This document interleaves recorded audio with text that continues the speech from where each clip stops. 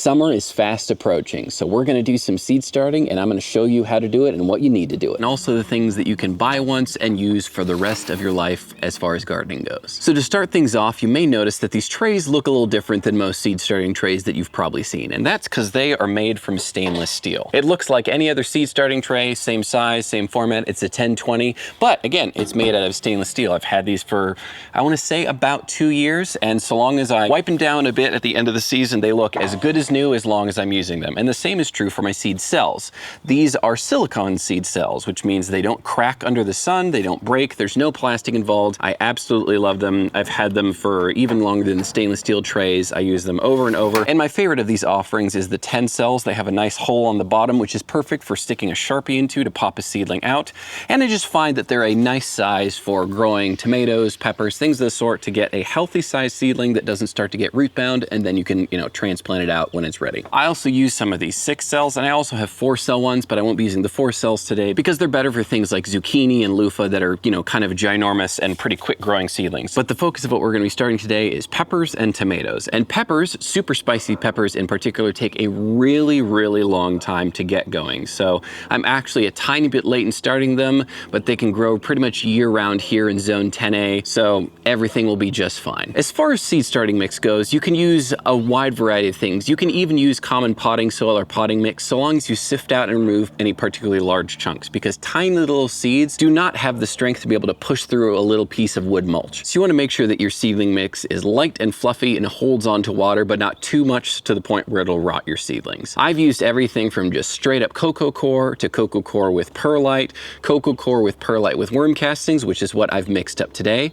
And if you're looking for a fantastic commercial seed starting mix, or one that you can buy in a bag that works really well, my favorite, at least as of right now, is the Malibu Compost seed starting mix. It looks like this, and it is absolutely wonderful. And if you're only starting maybe 1 tray's worth of seeds, I think it's a worthwhile investment. But if you're gonna be starting a ton of seeds, it's definitely worthwhile to start your own. I've also used the Fox Farm seed starting mix, which is this right here. It's called Light Warrior. It'll work wonderfully well. I used 2 blocks of cocoa coir, all the worm castings that I'd harvested from one of my garden towers, and then a healthy portion of perlite. And as proof that these are my own worm castings, look what I just found. Got one little guy right here. Don't worry, I'm gonna take him out and put him back in the garden tower because he's not gonna have a good time in this confined little space. Your seedlings don't really need a ton of nutrition when they're germinating, and to take that point further, you actually really don't want any strong fertilizer in your seed starting mix because it can burn your seedlings and inhibit germination. So what we've got today is gonna be perfect, so let's get started. So as I mentioned earlier, the focus of what we're starting today is gonna be peppers and tomatoes, and at the top of my list of peppers is chocolate habanero. This is my favorite pepper of all time, end of sentence. It's hotter than an orange habanero, and it is just packed with flavor, and I find that the heat level is kind of on the upper level of what is tasty without hurting, at least for my taste buds and the taste buds of my family and extended family. This is the normal heat of an orange habanero, and then this is the heat range of a chocolate habanero. And in somewhat of a sadistic manner, they are both my favorite pepper and the hardest pepper, specifically of the habaneros, to grow. It takes so long for them to grow, but it is so worth it. When it comes to sowing pepper seeds, I like to put 2 seeds per cell, and I put them just at the surface level, and then I use a Sharpie, which I'll be using to mark the seeds, to just press them down a little bit. Most seeds do not really need to be planted all that deep, and that is a common mistake that both beginner gardeners and gardeners who aren't used to starting seeds frequently make. If you look on seed packets, most of them will say 1/8 of an inch, 1/4 inch, and if you think about it, that's basically surface sowing. So you just want to kind of tuck it ever so slightly below the surface, and you'll be good. And now the reason I use a Sharpie instead of my finger is that it's much easier for your finger to be moist as opposed to something like a Sharpie, so it's much less likely to stick to the end of whatever you're using to press the seed down into the soil. I'm going to be doing a bit of an experiment this year because I have chocolate habaneros from 2 different manufacturers. These are from Pepper Joe's. It's where I've gotten a lot of my kind of more niche pepper seeds. They are, as the name suggests, pretty dedicated to growing peppers. And then the others are from Urban Farmer, who I have a lot of other seeds from, and I kind of get a lot of my more standard edible varieties from. Now, before I label it, I like to give it one last good inspection and make sure I don't see any seeds peeking through, and we are looking good. Now, even though a lot of this tray is probably going to be chocolate habaneros, I make sure that I label my seedlings as soon as I finish one little cell. And so I use these plastic markers. I honestly don't really love them. I've just had them for a while, and as they break, I throw them away. Eventually, I'll move to little wood popsicle sticks. And when it comes to things that stay permanently in my garden, I have these nice copper markers, but they're a little bit too big for this. So these work fine, but don't buy them. I just happen to have them and I'm using them up for the time being. Now, as I fill up this next cell, I want to talk about kind of the why behind seed starting and why not just go with seedlings. And I mean, the most obvious thing is seedlings tend to be pretty expensive, particularly if you have a relatively large garden. If you're only growing a few things, you maybe are only doing a little bit of container gardening, you don't need to go through all this trouble and invest in good equipment and grow lights and all that jazz. But the most fun part of starting your own seeds is that it opens you up to a massive variety of options, more so than you would ever be able to buy at even like a, nice boutique little local nursery. And this variety that I'm growing right here, the chocolate habaneros, is a great indication. I've seen them at Pepper Joe's, which is where I bought these seeds, but they are very expensive compared to the seeds. If you're looking to grow something like a standard habanero, jalapeno,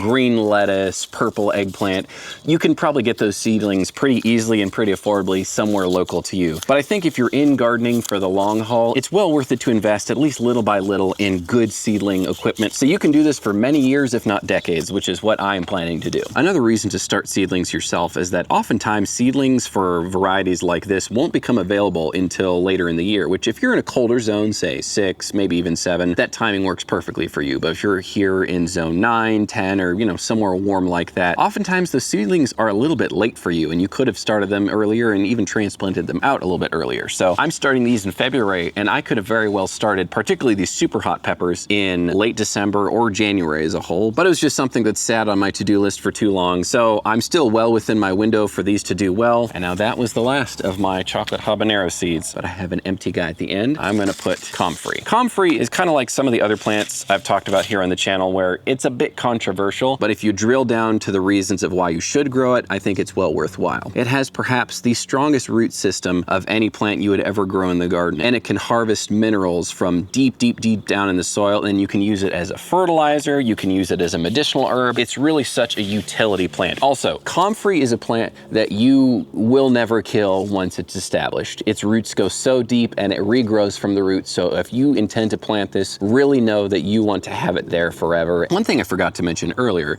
is the whole reason I like to grow chocolate habaneros is not necessarily to use them in salsa or, something of the sort. I use them as chili flakes, and you may think it's funny to dedicate so much time and energy to a seasoning that you can just buy at the store. But let me tell you something. Chocolate habanero chili flakes are an entirely different animal than what you will ever find at any store. They are packed with so much flavor, so much heat, and again, they kind of sit right on the line of what is useful and delightful in a culinary context versus, the shock and awe kind of peppers, which some people really enjoy, but most don't, and most don't grow for that reason. I'm done with that tray of chocolate habaneros, so we're gonna move on to some normal peppers as well as some tomatoes. Let me do one row of my favorite variety of orange habaneros. Pretty much any variety of orange habaneros is gonna be delicious and wonderful, but my favorite, when I did a test a few years ago and grew 15 different varieties of habaneros, this was the best orangish habanero, Magnum orange habanero. There's a bajillion different varieties out there.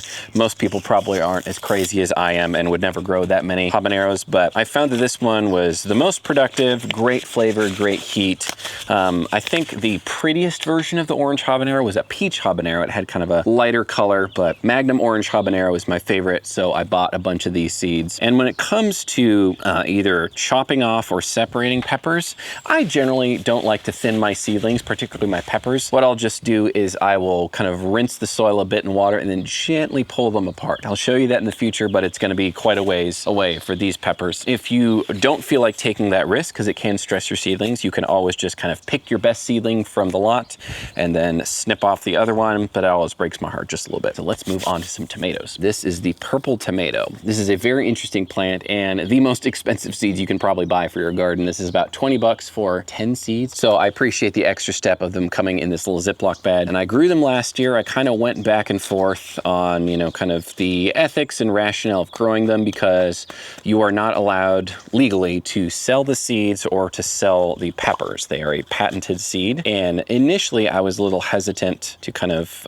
post about that and share about that. But when I came around to it, I really thought of why am I a gardener? Why am I growing what I grow? And I grow for nutrition and I grow for flavor. They are a bioengineered seed, but before that word scares you away, let me just say that what they did is they took genes from snapdragons, purple snapdragons in particular, to activate the anthocyanin production in the tomatoes. There are some tomatoes that have, a decent amount of anthocyanins, but they're not stable, and they're certainly not packed as full as these are. These are purple all the way through. They are just absolutely beautiful, and they are delicious. They're wonderful. My favorite small tomato is still ultimately the Sun Gold. You just can't beat Sun Golds, but I think they're worth growing, and there's a big difference between these as GMOs and say any Roundup Ready crops. These are bred for nutrition. This was the work of some very passionate scientists, one scientist in particular, to increase the nutritional value of food that, you know, people would eat anyways. And, you know, we all eat a lot of tomatoes. So I think it's a worthwhile thing. I think they're great seeds. They grow great. They germinate very easily. So they're a very beginner-friendly tomato. Tomatoes in general are a pretty beginner-friendly thing to grow in comparison to the belligerently hard chocolate habaneros that I have. And I'm happy to answer any questions or concerns that you guys have about these. Tomatoes self-pollinate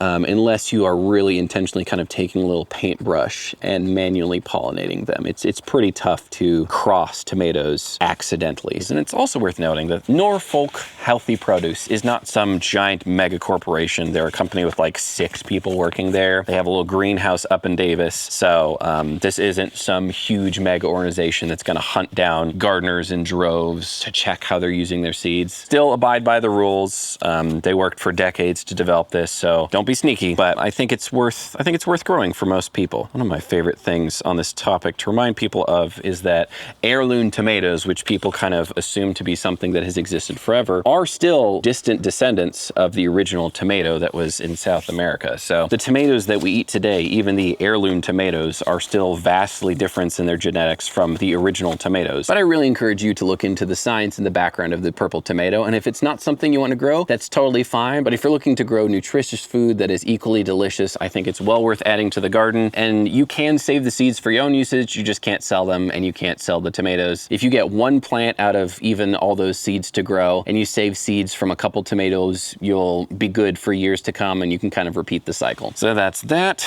Let's move on to a different tomato. Speaking of purplish tomatoes, this is another cool purple tomato that I grew last year. This is a non-genetically modified variety. This is the Midnight Roma, which is part of the Indigo series. There are a bunch of tomatoes that have purple skin and have more anthocyanins than your average tomato, but are not purple all the way through. These are really cool and really pretty, and these also come from a very interesting seed company called Roselle that is based in New York, and they have a lot of really cool culinary varieties of seeds. So everything that I've grown from them, from my purple peas to their potatoes to these, it's all been really delicious and all really vibrant too. The color of these tomatoes is absolutely stunning. They grow about as well as any other Roma, and then they just bring a little bit more flavor and a little more color to the conversation, which is always a delight.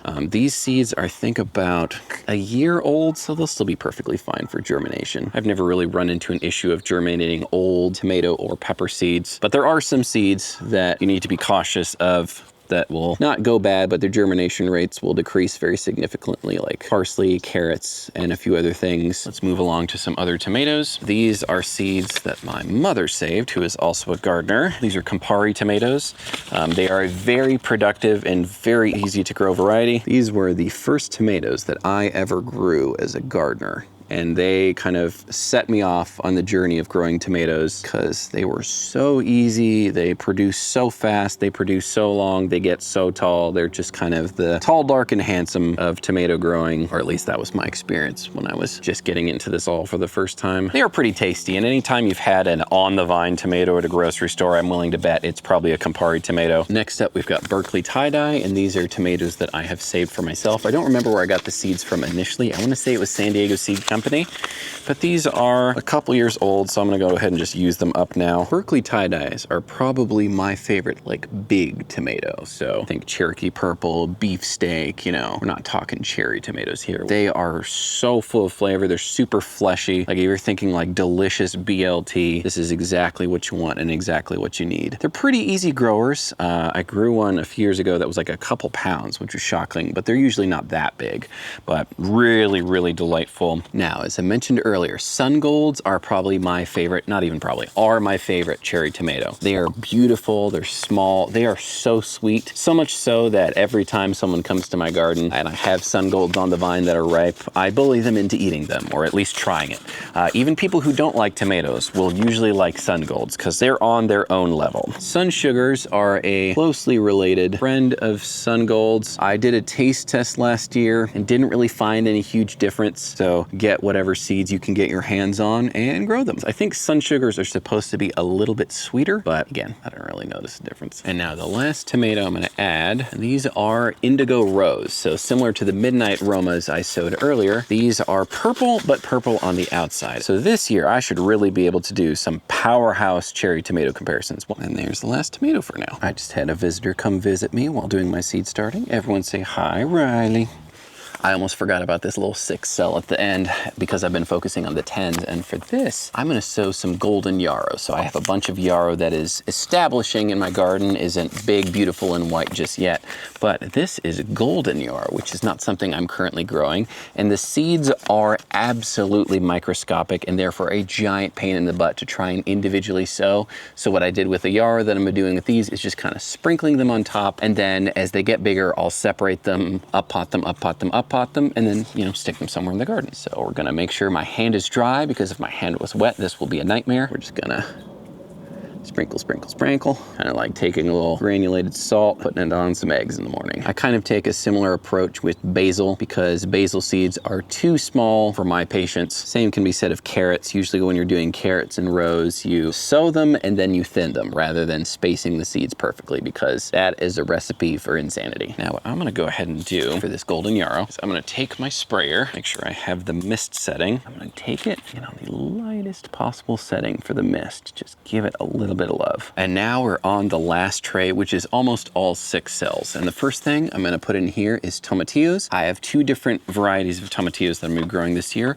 I have these Toma Verde tomatillos from Plant Good Seed, and then also these purple tomatillos. Again, little baby microscopic seeds. So I'm just gonna kind of come over this and tap the end. The smaller the seed, the shallower the depth. This is a good rule of thumb to remember with all this. Now, when growing tomatillos, these are very, very aggressive climbing plants. So a trellis is gonna be your best friend. Hello, squirrel. We're gonna shift gears slightly. This is chick lupine. I direct sowed some of these in an earlier video, so I'm gonna also start them in seed cells. I grow a royal lupine, which is a native lupine to my area that pollinators love and looks beautiful. So figured I'll expand to a new variety of lupine, native lupine that is. I think it's fun to have a wide variety of seeds in your, you know, germination station or whatever you want to call it, because particularly if you have stuff like peas or whatnot, or, you know, any sort of legume, because they shoot up real quick. So while you're waiting patiently for your peppers to show up, that theory or kind of approach carries through to gardening as a whole, where it's nice to have some stuff like tomatoes that grow generally quite easily, juxtaposed with stuff that maybe takes a little bit more work, a little bit more time. So you have wins and things to enjoy at every point in the process rather than kind of get it discouraged and waiting for only hard stuff. There's probably some life lessons in there beyond gardening, but today we're just talking about gardening. Now we've got a few more spaces. I'm gonna start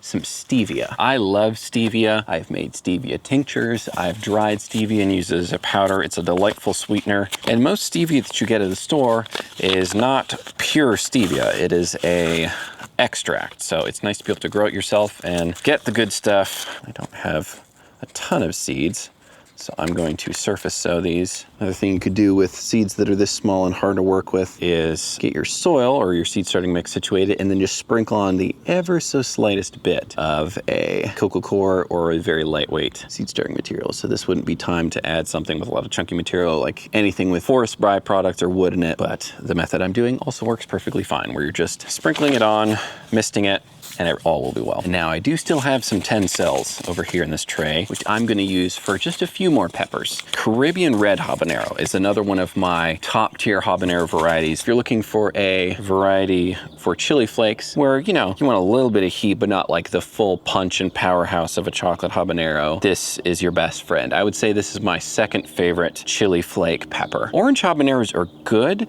For some reason for me, they just don't translate as well in a chili flake. The flavor doesn't doesn't carry the same. But Caribbean red habaneros and chocolate habaneros will do you right every time. Red Savina habanero is another good one. That's a red variety. I do have a bunch of that in my cupboard right now because I grew that last year and it's delightful. But if I had to pick, I would pick Caribbean red habaneros. And a lot of these pepper experiments I did because I could not find any information on the internet about the subtleties between different habanero varieties. So I hope to be that education for those who are into heat and particularly love habaneros. It is my favorite pepper. And there's a lot of options, which is great. We've got one more 6 cell, one more 10 cell. Let's split up the 10 cell. I'm gonna do Shishitos now. I grew Shishitos not this past year, but the year prior, and they are incredibly productive and one of the most beginner-friendly peppers because they just crank out peppers like nobody's business. And a fun thing about growing your own Shishitos is usually when you see Shishitos, they are green, but ripe Shishitos are actually red and they're a little bit sweeter. The same kind of mystery of spices carries where I think it's 1 in 10 or 1 in 20 Shishitos is very spicy. I mean, very spicy relative to like a jalapeno. We're not talking like habanero hot, but they're really fun and really easy to grow. Now let's throw some paprika in there. I'm not even gonna try and pronounce that, but that's the seed. You may notice I don't have any jalapenos, and that's because the jalapenos that I planted last year are still growing. And so I just need to chop them, trim them back, add some fresh compost, and they'll be good to go. Let's do a little chocolate Bhut Jolokia. So this is a very, very hot ghost pepper. It's kind of above my usual threshold for heat as far as preference goes, but it was a part of my most viral video that I've ever made, wherein I rubbed a ghost pepper in my eye to prove a little bit of pepper anatomy, wherein there is no capsaicin on the outside of peppers. The capsaicin is contained in the pith, or kind of the white part of the pepper, and that contaminates the seeds. So the seeds do not actually, in and of themselves, have heat. It is the pith that kind of spreads the love. So if you were to take the seeds of a pepper and wash them in something like hydrogen peroxide, they would have no heat. You could rub them in your eyes and be, none the wiser. I mean, be a kind of probably a bit of a stupid thing to do. I just did it for education's sake. I'm actually gonna dedicate one of these last rows to Tithonia, AKA Mexican sunflower. It's a variety I've been wanting to grow, and I got the seeds just a little bit too late in the season last year, so I am very excited to add them to the roster in this one. Very cool, very big plant, and a big supporter of pollinators, both native and not. I'm actually gonna do hibiscus. I have a bunch of different hibiscus, Jamaica, Roselle, whatever you call it. I know southern gardeners, which I'm not, refer to it mainly as Roselle. I grew some last year, but not enough.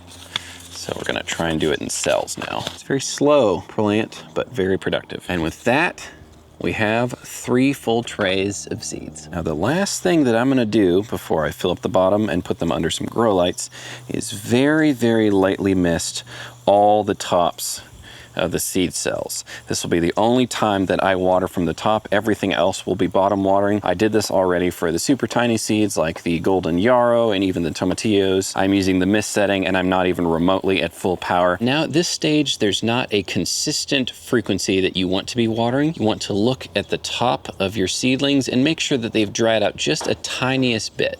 If they look like this, where there's a good bit of moisture, you do not need to water them, leave them alone. All of these seed cells are now full and fully hydrated, which means it's time to stick them under a grow light, and for the peppers, on a heat mat. That really helps to replicate the nice summery conditions that they like to grow in, so they can get into gear for when summer actually comes around. A lot of these things will take many, many weeks to germinate, but some will be sooner, and I'm excited to show you all the process of what that looks like. If you enjoyed this video, make sure that you like it, and subscribe to the channel if you want to learn more about growing your own food, herbs, and medicinal herbs. This has been Aaron, aka Garden Zaddy, and I'll see you on the next one.